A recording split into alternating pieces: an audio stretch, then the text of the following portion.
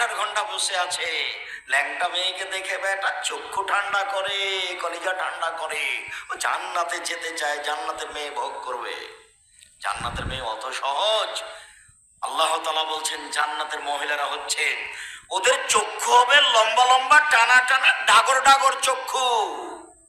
ওদের মাথার চুল হবে লম্বা লম্বা কুচকুচে কোঁকড়া কোঁকড়া কালো চুল। ওদের বয়স হবে 15-16 বছরের মেয়েদের মতো। ওদের কোনোদিন পেশাব হবে না, ওদের কোনোদিন পায়খানা হবে না, ওদের কোনোদিন হায়েজ হবে না, ওদের কোনোদিন নাকে শিকান আসবে না, ওদের গায়ে কোনোদিন ময়লা হবে না, ওদের কাপড় কোনোদিন অপরিষ্কার হবে না। ওদেরকে দেখে মনে হবে ঝিনুকের মধ্যে লুকানো মুক্তা। ওদেরকে দেখে মনে হবে ঝিনুকের মধ্যে লুকানো মুক্তা।